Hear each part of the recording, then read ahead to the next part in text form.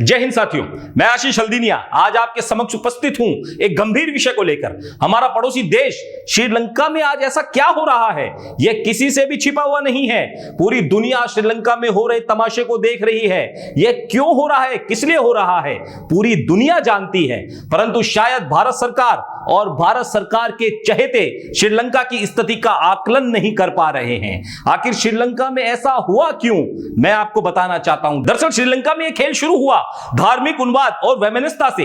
वहां की हुकूमत ने गैर सिंहल के प्रति भेदभावपूर्ण नीति अपनाई और सिंगल जनता को गैर सिंगल धार्मिक स्थानों के प्रति उग्र बनाकर उनकी भावनाओं को आहत किया गया तथा गैर सिंहल धार्मिक स्थलों को आग लगाना तथा तोड़फोड़ करने से एक भीड़ में असंतोष उत्पन्न करवा दिया गया और तमिल और सिंहलों में टकराव होने लगा। उसके बाद देश की अर्थव्यवस्था की स्थिति लगातार गर्त में जाती रही और सत्ताधीश अपनी मौज मस्ती में मस्त रहे।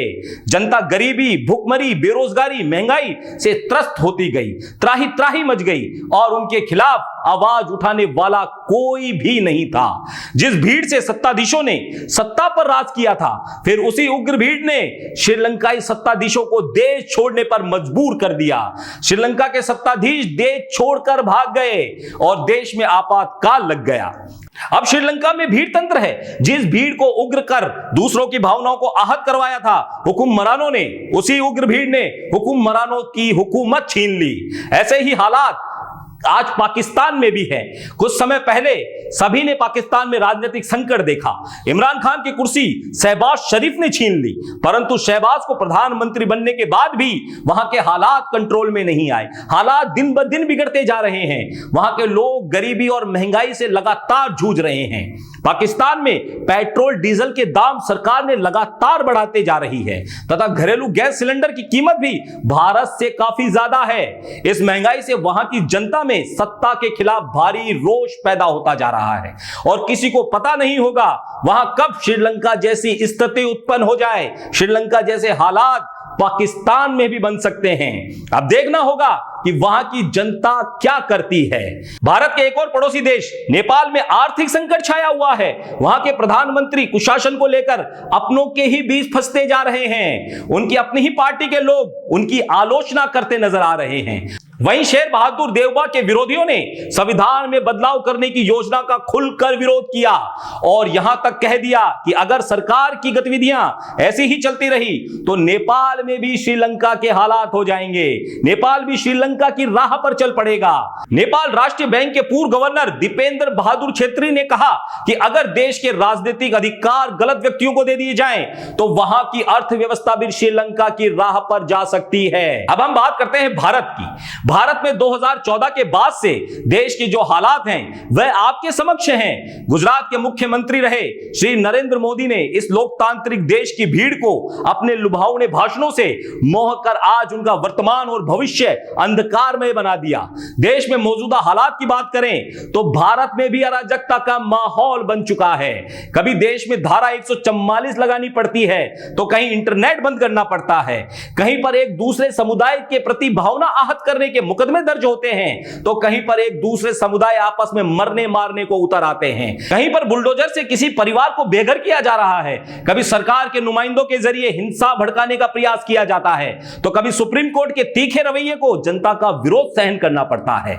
कभी धार्मिक आयोजन पर रोक लगाई जाती है तो कभी अपील की जाती है कि सामूहिक धार्मिक आयोजन होंगे देश में। कभी सरकार को देश की जनता का विरोध और अपमान सहने का भागी होना पड़ता है तो कभी दूसरे देशों के द्वारा भारत को अपमान सहन करना पड़ रहा है। आखिर देश में हो क्या रहा है, देश में चल क्या रहा है। सत्ता और देश की राजनीति धार्मिक और पाखंड की हो गई है और अत्यधिक बढ़ती जा रही है। और किसी महापुरुष ने कहा है कि देश की राजनीति अगर धर्म के नाम पर होगी तो उसी दिन से इस देश का लोकतंत्र खतरे में आ जाएगा।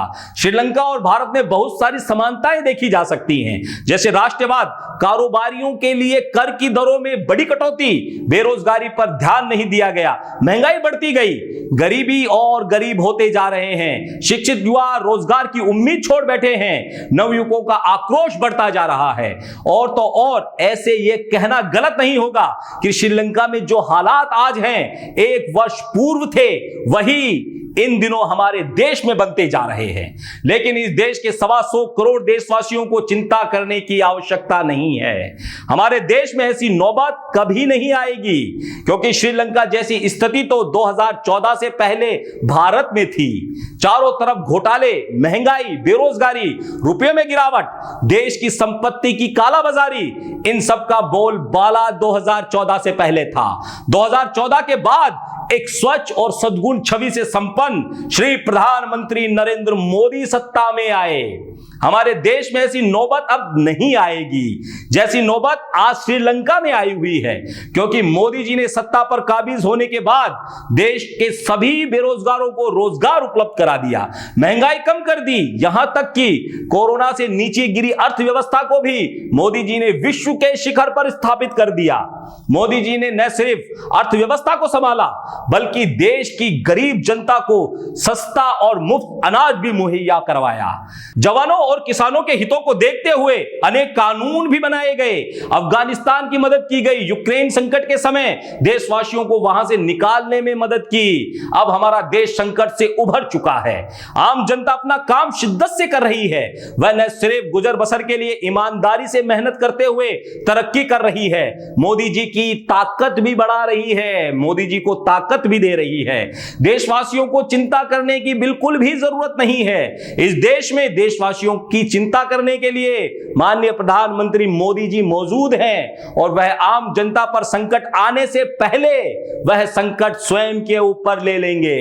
श्रीलंका में जो कुछ हुआ वह हमारे लिए चिंता का विषय बिल्कुल भी नहीं है, यह मोदी जी का मानना है, किंतु श्रीलंका में जो हुआ वो हमारे लिए अवश्य रूप से चिंता का विषय है, क्योंकि भीड़ लोकतंत्र के लिए सही नहीं है। हमने एक भीड़ को रायसीना की ओर जाते हुए देखा है, हमने एक सेना के जनरल को मंत्री बनते हुए देखा है, हमने एक प्रधानमंत्री को अपनी ही पार्टी को बर्बाद करते हुए देखा है। हम भीड़ से बच गए क्योंकि चुनाव में भीड़ जीत गई, लेकिन भीड़ एक हथियार है और लोकतंत्र को खत्म कर देती है। श्रीलंका में एक चुनी हुई सरकार भाग गई और उसी वही भीड़ भगाती हुई नजर आ रही है जिसके बल पर सत्ता में आए थे। सबसे डरावनी बात यह है कि भारत में जो सरकार है वह भी भीड़ के बल पर सत्ता पर काबिज हुई है। सोचना आपको है। जय हिंद।